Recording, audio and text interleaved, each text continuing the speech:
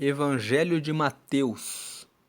Jesus se revela para o povo de Israel. Capítulo 4. A graça e a paz de Jesus Cristo, seja muito bem-vindo a este canal que compartilha leituras, estudos, meditações e reflexões com base nos capítulos da Bíblia. No capítulo 4 de Mateus, nós lemos sobre a tentação de Jesus do deserto, nos versículos 1 a 11. Depois nós vemos que, logo que Jesus é tentado no deserto, em Jerusalém, esse deserto ficava na Judéia, ele volta para a Galiléia, que era a região de onde ele vinha, para o cumprimento da profecia a respeito dele, nos versículos 12 a 16. E por último, nós vemos o início do ministério de Jesus e a convocação dos primeiros discípulos e dos primeiros sinais do ministério de Jesus, nos versículos 17 a 25. Então nós vamos ler aqui os versículos 1 a 11, tratando sobre a tentação de Jesus no deserto, e vamos tirar aqui algumas aplicações para a nossa vida cristã. Então foi conduzido Jesus pelo Espírito ao deserto para ser tentado pelo diabo. Nesse primeiro versículo, nós vemos que depois que Jesus foi batizado no Rio Jordão, esse então foi conduzido, o então vem logo depois do capítulo 3. O então significa logo depois que Jesus foi batizado por seu primo João Batista no deserto da Judéia, no Rio Jordão, logo depois disso, e logo depois dele ter recebido o Espírito Santo, conforme a leitura de Mateus no capítulo 3, ele foi conduzido pelo Espírito ao deserto. O próprio Espírito Santo, em que Jesus havia sido batizado, levou-o para o deserto, para ser tentado pelo diabo. Esse primeiro versículo nos ensina que a vida cristã é marcada por desafios que o próprio Deus põe diante de nós para nos dar a graça e a força que precisamos para cumprir o propósito que Ele tem para cada um de nós. Como o ministério de Jesus visava a reconciliação da humanidade com Deus, era necessário que Jesus fosse tentado pelo próprio Satanás.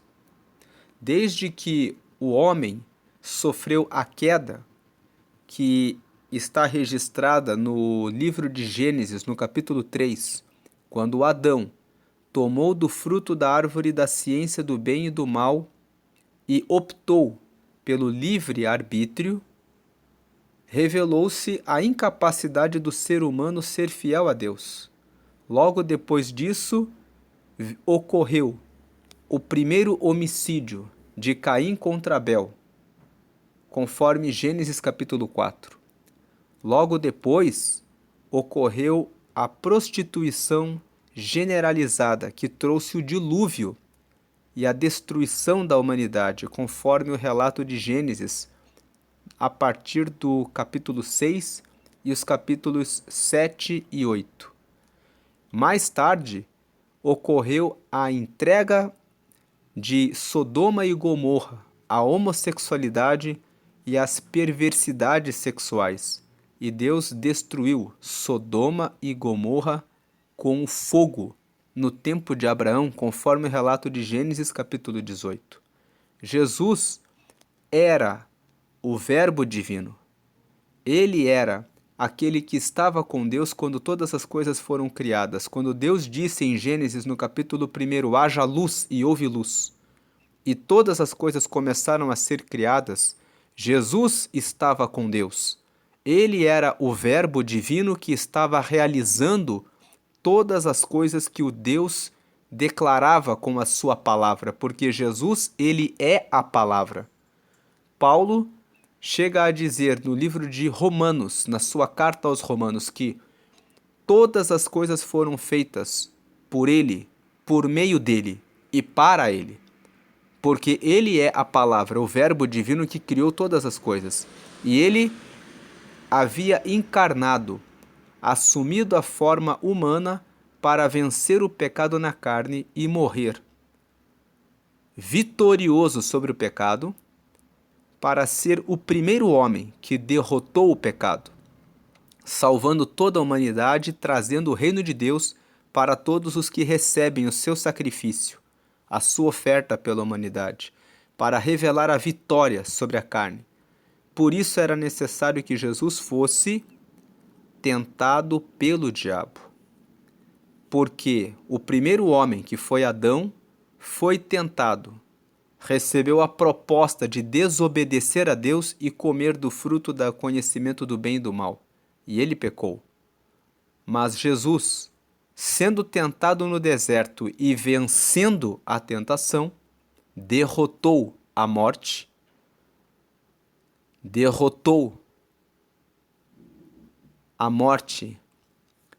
para vencer o mal e abrir o acesso, a via direta para Deus.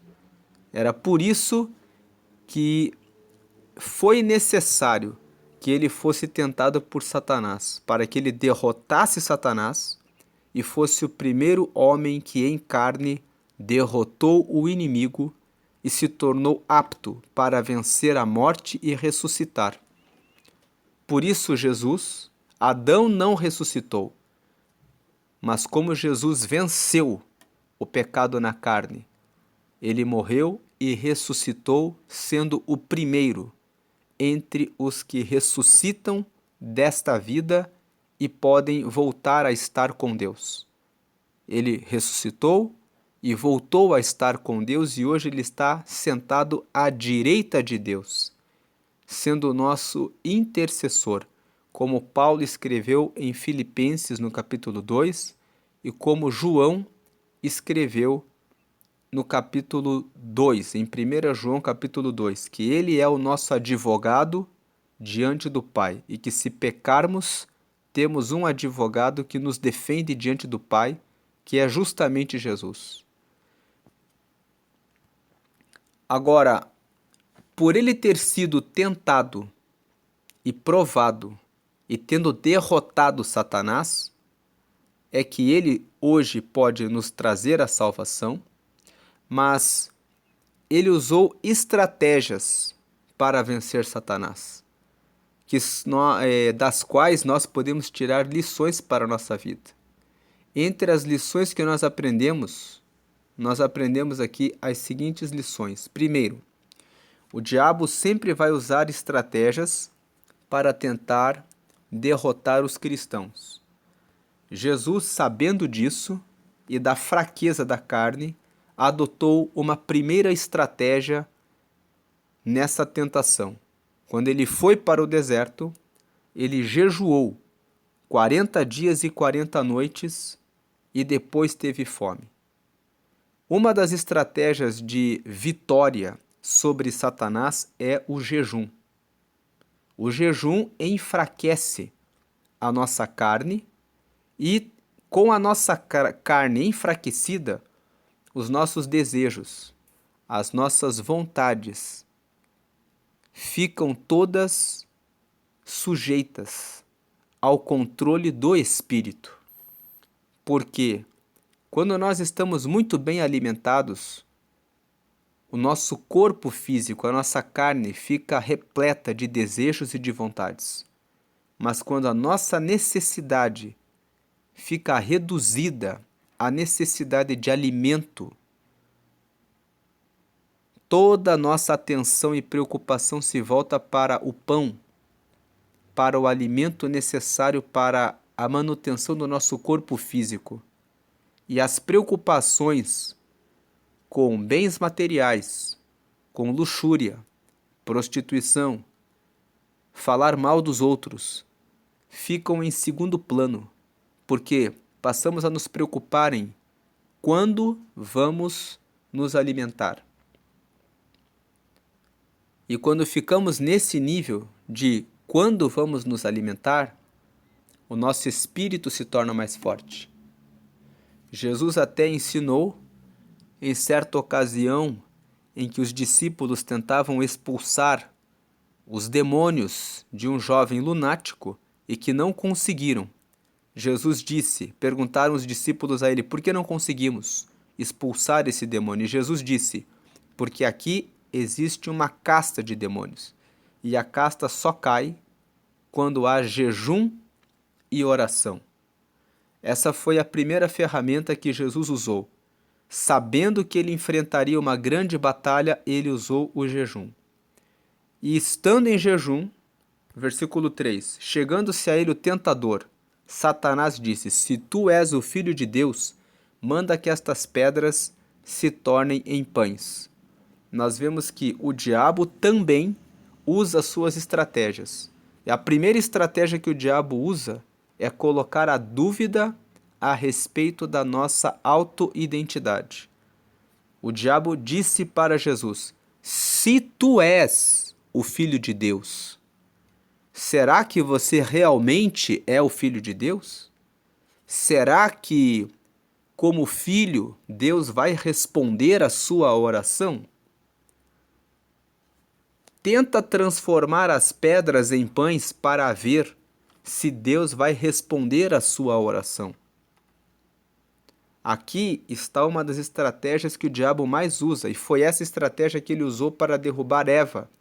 Ele disse, Deus disse para você que se você comer desse fruto, você vai morrer, mas na verdade você vai ser igual a ele. O diabo queria confundir a identidade de Eva. Eva poderia dizer, ele é o Criador, e eu sou imagem e semelhança dele. Não há nada que me separe dele, mas se eu comer desse fruto, aí sim, eu estarei sendo desobediente, infiel. E aí eu terei violado o pacto com Deus, e eu não vou violar o pacto com Deus. Mas o diabo conseguiu desviar essa conclusão que Eva deveria ter entendido naquele momento para um outro campo. O diabo sempre procura confundir, levando o cristão para um outro campo. E era o que ele estava fazendo com Jesus, dizendo, aproveitando que Jesus estava com fome, ele trouxe Jesus para o campo dele. Se você é filho de Deus, será que você realmente é? E você está com fome, não está? Então manda essas pedras se transformarem em pães. O diabo queria que Jesus fizesse o que ele estava mandando, assim como Eva, só que Eva caiu na cilada. Ele disse, come, porque você vai ser igual a Deus. E ela sucumbiu à tentação e comeu. Mas Jesus venceu o inimigo usando uma segunda estratégia. A primeira estratégia de Jesus era o jejum. Ele estava em jejum. A segunda estratégia de Jesus, ele usou a palavra. Veja que, e ele, porém, respondendo, disse, está escrito, nem só de pão viverá o homem, mas de toda a palavra que sai da boca de Deus. Então Jesus respondeu a Satanás dizendo com a palavra. Jesus não caiu na armadilha do diabo. Será que Deus vai me responder ou não vai? Será que Deus está vendo que eu estou com fome e ele vai me atender e transformar essas pedras em pães? Jesus não entrou no terreno, no campo do diabo, mas Jesus se manteve firme no propósito que ele estava. Ele disse, eu estou aqui em jejum, eu estou aqui com Deus, eu não tenho dúvida de que eu sou filho amado de Deus. Você, trazendo dúvida, dizendo, se você é filho de Deus, eu não tenho não devo satisfação nenhuma a ninguém. Eu sei quem eu sou. Eu sou imagem e semelhança de Deus. Eu sou mais do que imagem e semelhança. Jesus, como carne, estava ali como imagem e semelhança. Mas Jesus era mais do que apenas carne. Ele era o próprio Verbo divino encarnado. Então Jesus manteve-se na sua posição e não caiu nesse terreno que o diabo queria colocá-lo. E disse: você não manda em nada. Eu não tenho que pedir para as pedras se transformarem em pães. Porque a palavra me revela que a palavra que sai da boca de Deus é que dá vida. A segunda estratégia que o diabo usou, a primeira estratégia é colocar dúvida sobre quem Jesus é. Ele coloca dúvida sobre quem você é. Tenha certeza de que você é filho amado de Deus. Tenha certeza que você é filha amada. Tenha certeza que Deus ouve as suas orações. Tenha certeza que no momento em que você liga o teu pensamento com Ele, Ele já sabe aquilo que você vai pedir a Ele. E ainda que Ele esteja em silêncio, Ele está com você. Porque quando você liga o teu coração e se recorda de colocar os teus propósitos diante de Deus, Ele está com você para responder no tempo certo. Ele vai responder a sua oração. Nunca tenha dúvida a respeito disso. Ainda que todas as pessoas à sua volta apontem o dedo para você dizendo que você não está com Deus, tenha convicção. Se o teu coração está realmente orando e pensando em Deus e entregue a Deus, não tenha dúvida de que Deus está com você. O diabo vai usar pessoas para apontarem o dedo para colocar em dúvida a sua fé. Não entre nesse terreno. Pense, o que eles pensam não importa. Eu sei que eu estou com Deus. Essa é a forma como você derrota o inimigo. É a primeira estratégia que Jesus usou. Jejue e leia a palavra. São as duas estratégias que Jesus usou. Mas o diabo ele não para. Ele continua tentando derrubar Jesus. Então ele lança um segundo desafio. Ele usa uma segunda estratégia.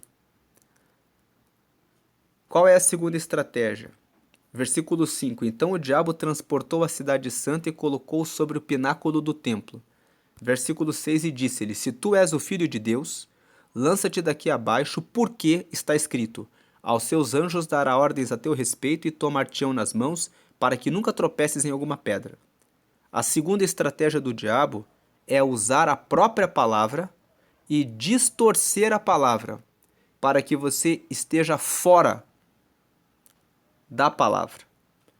O diabo usou o Salmo 91, onde está escrito que se você estiver em um lugar alto e você cair, Deus vai enviar os anjos para darem a proteção, para te tomarem nas mãos, para que os seus pés não tropecem em alguma pedra.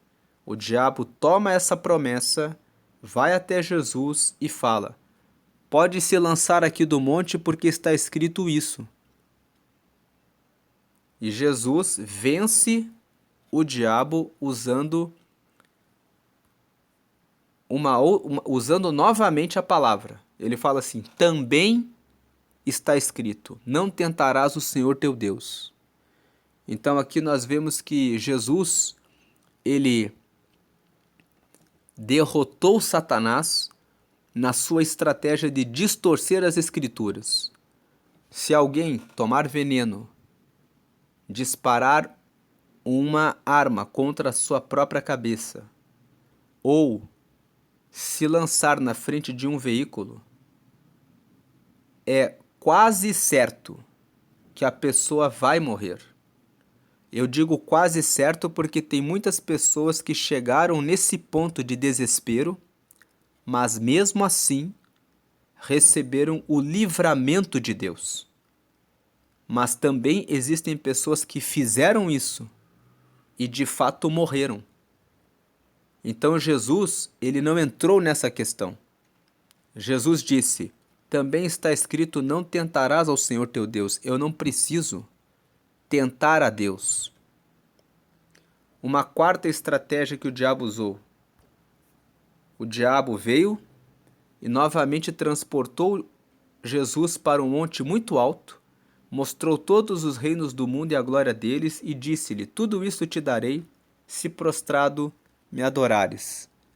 Essa estratégia do diabo é uma estratégia mentirosa. Ele usa a mentira para oferecer alguma coisa que possa despertar a paixão humana individual. Cada pessoa tem uma fraqueza. Tem pessoas em que a fraqueza está nas drogas, outros na bebida, outros na lascívia, outras no adultério, outras no dinheiro. E o diabo, ele usa sempre uma mentira para oferecer alguma coisa que está ligada a cada pessoa para que essa pessoa venha cair no seu erro, na sua fraqueza. No caso de Jesus, Jesus era o próprio Filho de Deus. Certamente que o diabo viveu com Jesus quando estava no céu. Ele conhecia Jesus. Então ele ofereceu o quê? Ele chegou para Jesus e disse: Eu te darei todos os reinos do mundo. Você é o Rei dos Reis. Você é aquele que é rei nos céus. Então agora, os reinos do mundo foram dados a mim, quando Adão entregou o livre-arbítrio, desobedecendo a Deus. Então, se você se prostrar e me adorar, eu vou te entregar os reinos do mundo. A tentação de Jesus aqui estava relacionada ao fato de Jesus ser o Rei dos Reis. Por isso ele oferece isso. Mas Satanás estava mentindo, porque no Salmos 24, no versículo 1, está escrito: Do Senhor é a terra e a sua plenitude, o mundo e aqueles que nele habitam. Mesmo quando Adão comeu do fruto da árvore da ciência do bem e do mal e caiu, todos os reinos da terra pertencem a Jesus. O que Adão fez foi dar uma maior influência do inimigo sobre os homens, que sem o Espírito Santo precisavam de força para poderem vencer as suas paixões humanas e carnais. Mas os reinos sempre pertenceram a Jesus.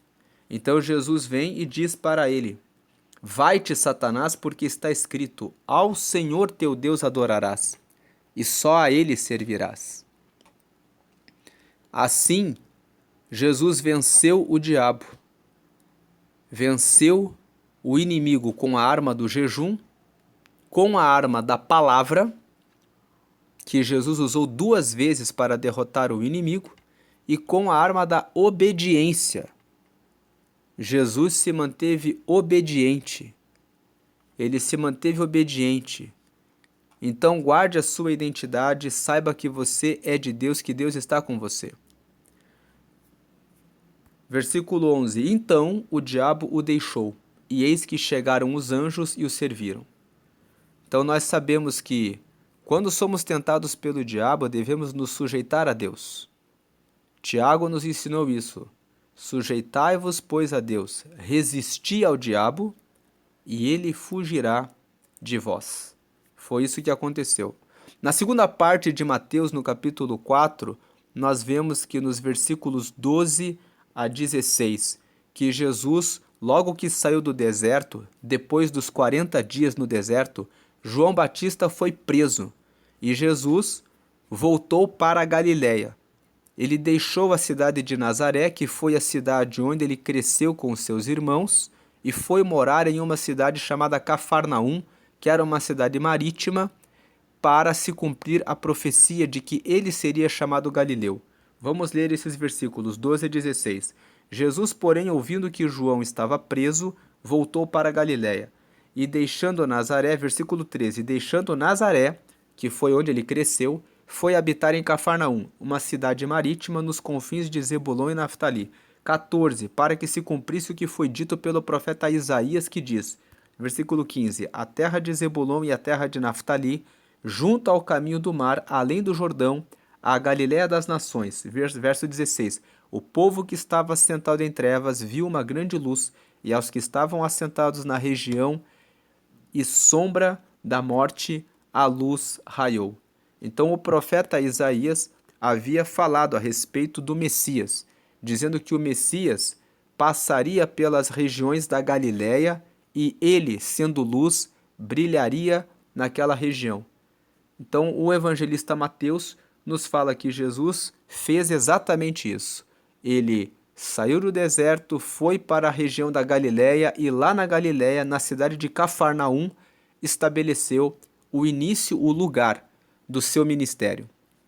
A última parte de Mateus capítulo 4, a terceira e última parte, nos fala a respeito do início do ministério de Jesus, o chamado dos primeiros discípulos e a realização dos primeiros milagres.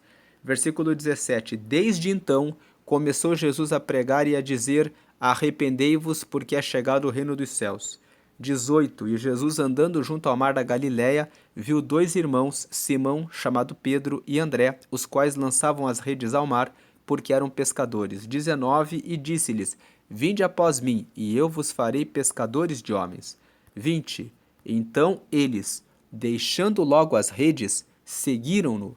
21: E adiantando-se dali, ou seja, naquela própria região em que Jesus estava em Cafarnaum, um pouquinho mais à frente, viu outros dois irmãos, Tiago, filho de Zebedeu, e João, seu irmão, num barco com Zebedeu, seu pai, consertando as redes, e chamou-os. Verso 22. Eles, deixando imediatamente o barco e seu pai, seguiram-no. 23. E percorria Jesus toda a Galiléia, ensinando nas suas sinagogas e pregando o evangelho do reino e curando todas as enfermidades e moléstias entre o povo. 24. E a sua fama correu por toda a Síria, e traziam-lhe todos os que padeciam acometidos de várias enfermidades e tormentos, os endemoniados, os lunáticos e os paralíticos, e ele os curava. 25. E seguia-o uma grande multidão da Galiléia, de Decápolis, de Jerusalém, da Judéia e da além do Jordão. Nessa última parte, nós vemos que Jesus começou o seu ministério na cidade de Cafarnaum, que era uma cidade marítima. Então Jesus, ele não seguiu o seu ministério, ele não começou o seu ministério em Jerusalém, ele foi apenas batizado em Jerusalém. O seu ministério começou em Cafarnaum. E quando Jesus começou a pregar, nós vemos no versículo 17 que a primeira pregação de Jesus era uma pregação de arrependimento. Arrependei-vos, porque é chegado o reino dos céus. Uma pregação de arrependimento convoca as pessoas a se arrependerem dos seus maus caminhos e dos seus pecados, porque é chegado o reino dos céus, para que possam chegar até o reino dos céus. Uma aplicação prática desse ministério de Jesus, do início do ministério de Jesus, é que Jesus começou pregando sobre arrependimento de pecados. E muitas igrejas e muitos pregadores pregam hoje qualquer outra coisa que não seja o arrependimento. Pregam que Jesus quer apenas o coração. Pregam que Jesus não dá importância se você permanece no pecado. Pregam que você pode permanecer na igreja porque a graça de Jesus, o fato de Jesus ter morrido na cruz, perdoou todos os pecados e todos os que aceitam a Ele com a boca automaticamente estão no reino de Deus. Quando na verdade Jesus ensinou o arrependimento. Quando Jesus pregou para a mulher samaritana no Evangelho de João, no capítulo 4, aquela mulher que estava tirando água no poço de Jacó, que havia tido vários maridos, Jesus falou para ela sobre arrependimento. Vai e me traz o teu marido. E a mulher disse, eu não tenho marido. E Jesus disse, você disse bem, porque você já teve 5 maridos e aquele com quem você vive hoje também não é o seu marido. E aquela mulher saiu e começou a pregar, dizendo que havia encontrado o Messias. Ela havia reconhecido o seu pecado. Jesus apontou o seu pecado. Você já teve 5 maridos e você está com alguém que ainda não é seu marido. Então Jesus pregava arrependimento. Essa era a primeira mensagem de Jesus. Uma segunda coisa que nós concluímos aqui dessa leitura do ministério de Jesus é que Jesus trabalhava em equipe e ele treinava pessoas para a multiplicação do reino de Deus. Existem pastores que querem ser estrelas. Eles querem a glória para si. Não aceitam treinar outros pastores, outros líderes, outros pregadores. Não entenderam que o reino de Deus não está sobre uma pessoa, não é sobre alguém, mas é sobre o próprio Jesus. É ele que é o cabeça da igreja. E se o próprio cabeça da igreja teve prazer em trabalhar em equipe e formar equipes, treinar líderes para anunciarem o reino, quem somos nós para querermos glória para nós? Então, Jesus, ele andou no mar da Galileia, viu 2 irmãos e os primeiros discípulos que ele chamou foram Pedro e André. Eles estavam lançando as redes ao mar porque eram pescadores e Jesus fez um convite. Venham após mim e eu vos farei pescadores de homens. E eles deixaram as redes e logo seguiram a Jesus. Um pouquinho mais à frente, Jesus continuou chamando pessoas para fazerem parte do seu time. Ele encontrou Tiago e Zebedeu, Tiago e João, que eram filhos de Zebedeu. E eles estavam num barco com o seu pai, Zebedeu, estavam consertando as redes. Quando Jesus os chamou, eles deixaram imediatamente o barco de seu pai e o seguiram. Aqui nós vemos Pedro e André, e também Tiago e João. Todos os 4, logo que ouviram o convite de Jesus, abandonaram o que estavam fazendo. No caso de Tiago e de João, eles abandonaram o próprio pai que estava ali no barco, consertando as redes, e foram para seguir Jesus. Aqui nós temos uma reflexão. Como é que nós temos andado com Jesus? Nós temos atendido de maneira imediata aquilo que ele nos tem pedido? Ou nós temos sido lerdos, muitas vezes questionando a vontade de Deus e perguntando: mas será? Por que o Senhor quer que eu faça essa obra? Por que o Senhor quer que eu faça isso ou aquilo? Eles não questionaram. Eles, quando viram que Jesus era o Messias, imediatamente atenderam a Jesus. E Tiago e João deixaram o pai para seguirem a Jesus. Uma terceira coisa que nós vemos aqui é que, no versículo 23, percorria Jesus toda a Galileia, ensinando nas suas sinagogas e pregando o evangelho do reino. Jesus pregava o reino de Deus. Muitas pessoas hoje estão pregando qualquer outra coisa que não é o reino. Nem falam mais a respeito da vinda de Jesus. Pregam prosperidade, carro, casa, felicidade no casamento. Pregam todo tipo de assunto, mas esquecem do principal, o reino de Deus. O reino de Deus é sobre a transformação da vida da pessoa e a sua relação com o Espírito Santo. Não está relacionada à glória ou às questões que estão ligadas na terra.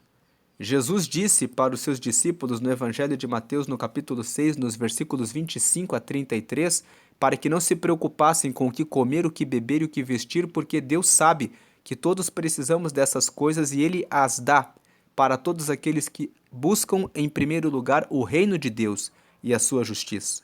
Então, quando Jesus fala de coisas materiais, dizendo que Deus sabe que nós precisamos delas e que nós devemos buscar em primeiro lugar o reino de Deus e a justiça dele, porque o resto vai ser acrescentado, ele está destacando que o reino tem primazia, o reino vem em primeiro lugar. Porque o reino está relacionado à nossa alma, que é eterna, enquanto que o nosso corpo físico é temporário. Vive no máximo de 70 a 80 anos. Quando alguns chegam até os 80 anos, chegam inclusive com enfado, cansaço. Alguns, com o avanço da medicina, podem chegar até os 90, até os 100 anos, mas aqueles que chegam até os 100 anos, 98, 99, chegam cheios de cansaço. Então, a vida na terra é momentânea, temporária, mas a alma é eterna, e por isso Jesus pregava o evangelho do reino. Um outro ponto é que Jesus curava todas as enfermidades e moléstias. Veja, e curando todas as enfermidades e moléstias entre o povo. Nós não temos visto muitos ministérios que pregam que se aceita a depressão, a ansiedade. Todas essas doenças que estão tomando conta do presente século são doenças que estão relacionadas à alma. Pessoas que ficam preocupadas com o que aconteceu no passado ou frustradas porque as coisas não aconteceram como elas queriam que tivesse acontecido, ou não aceitando a vontade de Deus, dizendo: por que Deus levou meu pai, levou minha mãe, levou meu marido, levou meu filho? Por que aconteceu assim comigo? Quando na realidade a pergunta deveria ser: Senhor, se essa é a tua vontade, eu te glorifico, porque o Senhor sabe todas as coisas. Enquanto eu tiver vida, a minha vida é para o reino. Muitas pessoas estão ansiosas com coisas terrenas, porque se estivessem ansiosas por voltar para a terra prometida, para voltar para estar com Deus, para morar com Deus, estariam preocupadas em anunciar o reino e em dedicar a sua vida para Deus. Mas estão ansiosas em relação ao que comer, ao que beber, ao que vestir, e não entregam a vida para Deus na sua integralidade. Aqueles que entregam a sua vida totalmente a Deus não padecem dessas coisas, porque Jesus fez uma promessa de que não faltará o que comer, o que beber e o que vestir para aqueles que buscam em primeiro lugar o reino de Deus e a sua justiça. Então, aqui nós vemos que essas doenças, essas enfermidades, elas precisam ser curadas pela pregação autêntica da palavra, de que Jesus está no controle de todas as coisas. O que passou, passou, deve ficar no passado. O que importa é você valorizar o presente. Você precisa usar o seu tempo agora, o atual, para construir a sua vida em Deus. E é Ele mesmo que vai cuidar de todas as suas necessidades, como Ele prometeu na sua palavra, e Ele é fiel à palavra que Ele anuncia. E nós vemos, por fim, que a sua fama, versículo 24, a sua fama correu por toda a Síria. A Síria era o país vizinho. Quando se fala aqui de fama, fala-se de que as obras que Jesus fez eram tantas e tantas, que tantas pessoas falavam a respeito das tantas coisas que ele fazia, que ele começou a ser conhecido. Quantas obras você tem feito para o reino de Deus? As obras que você tem feito para o reino de Deus têm se multiplicado? Você tem exercido, ampliado, aumentado a sua influência sobre mais e mais pessoas para trazer mais e mais pessoas para o reino de Deus? Ou você tem estado de braços cruzados, paralisado, pensando que a obra de Deus é algo sem valor, é algo que não é tão importante, é algo que não é tão relevante? Jesus estava tão preocupado e dedicado em pregar o reino que ele começou a pregar e pregar e pregar, que as pessoas começaram a conhecê-lo e traziam-lhe todos os que padeciam, acometidos de várias enfermidades e tormentos, os endemoniados, os lunáticos e os paralíticos, e ele os curava. Jesus estava cheio de boas obras. Jesus estava cheio de manifestação da glória de Deus. E essa manifestação não era apenas para Jesus. Ela é uma manifestação que vem para todos aqueles que confiam nele. E seguia-o uma grande multidão na Galiléia, de Decápolis, de Jerusalém, da Judéia e da além do Jordão. Ou seja, Jesus se preocupou tanto em fazer a obra de Deus que a obra começou a se multiplicar na vida dele, e ele exerceu uma grande influência sobre as pessoas de todas as regiões do seu país, e ele chegou a ter o seu nome conhecido também em outras nações. E é isso para o que ele nos chamou. Lá em Atos dos Apóstolos, Jesus disse para os discípulos que eles deveriam aguardar receber o Espírito Santo, porque ele disse: vocês vão receber a virtude do Espírito Santo e serão minhas testemunhas em Jerusalém, na Judéia, em Samaria e até os confins da terra. Jesus começou pregando e influenciando todas as cidades à volta da região em que ele estava, alcançando também a Síria, e ele fez a promessa de que todos os que recebem o Espírito Santo também vão fazer a mesma obra, vão pregar o reino de Deus, tanto na sua cidade, quanto no seu estado, quanto no seu país, quanto fora do seu país, porque é ele que vai derramar o Espírito Santo e dar a direção para que o seu ministério prospere e se multiplique.